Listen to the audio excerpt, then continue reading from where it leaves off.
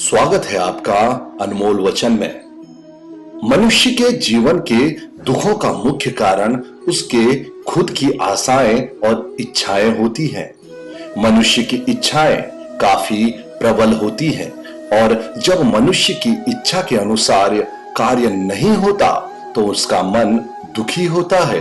अगर मनुष्य अपनी इच्छाओं का त्याग करे तो उसके जीवन में सुख के अलावा और कुछ नहीं होगा। श्री कृष्ण और राधा दोनों ने ही इस पृथ्वी पर कुछ विशेष कार्य को पूर्ण करने के लिए अवतार लिया था।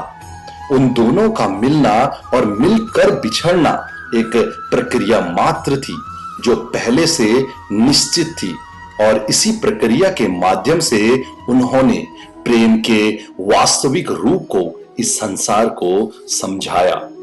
हमारी मन की आस्था और हमारा प्रेम एक ऐसी शक्ति है जिस पर हमारा खुद का नियंत्रण नहीं होता और हमारी आस्था और प्रेम जिस चीज में भी लग जाए उसी चीज में हमें श्री कृष्ण के दर्शन हो जाते हैं, क्योंकि श्री कृष्ण का वास संसार के कण कण में है।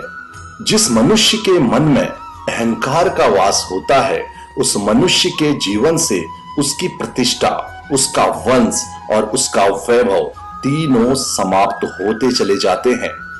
मनुष्य की मन की इच्छा और सांसारिक सुख की मोह माया ही उसके दुखों का असली कारण होती है। मनुष्य इन बातों को नहीं समझता कि वह इस संसार में खाली हाथ आया था और उसे इस संसार से खाली हाथ ही जाना है। इसलिए जिस वस्तु को वो हमेशा अपना समझकर खुश होता है वही उसके दुखों का असली कारण होता है, क्योंकि जो आज उसका है वह कल किसी और का हो जाएगा।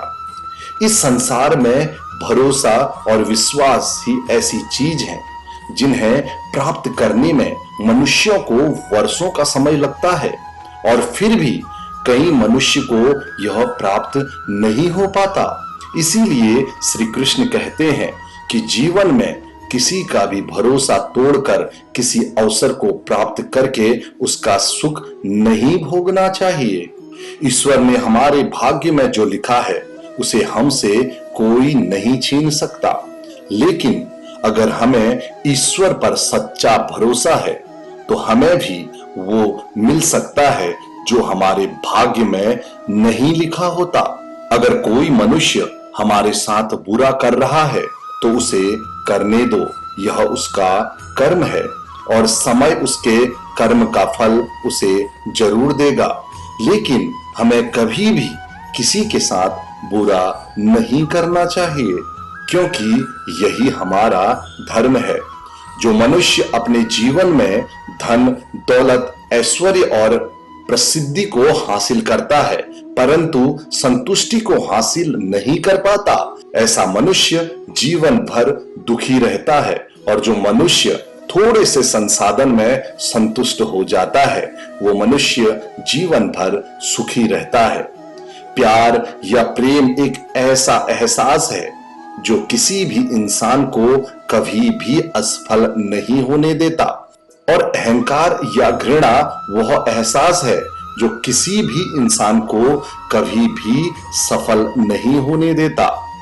आत्मा पुराने शरीर को ठीक उसी तरह छोड़ देती है जैसे कि मनुष्य अपने पुराने कपड़े को उतारकर नए कपड़े धारण कर लेता है।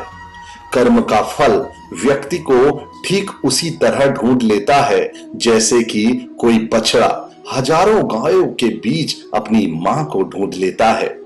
भगवान या परमात्मा की शांति सिर्फ उनके साथ ही होती है जिनके मन और आत्मा दोनों में एकता हो, जो इच्छा और क्रोध से पूर्ण रूप से मुक्त हो एवं जो अपने अंदर की आत्मा को सही मायने में जानता हो। जो कोई भी जिस किसी भी देवता की पूजा विश्वास के साथ करने की इच्छा रखता है मैं उसका विश्वास उसी देवता में दृढ़ कर देता हूँ। कोई भी उपहार भेंट तभी अच्छी और पवित्र लगती है जब वह पूरी तरह दिल से किसी सही व्यक्ति को सही समय और सही जगह पर दिया जाए, और जब उपहार देने वाला व्यक्ति उस उपहार के बदले में कुछ पाने की इच्छा बिल्कुल भी ना करता हो।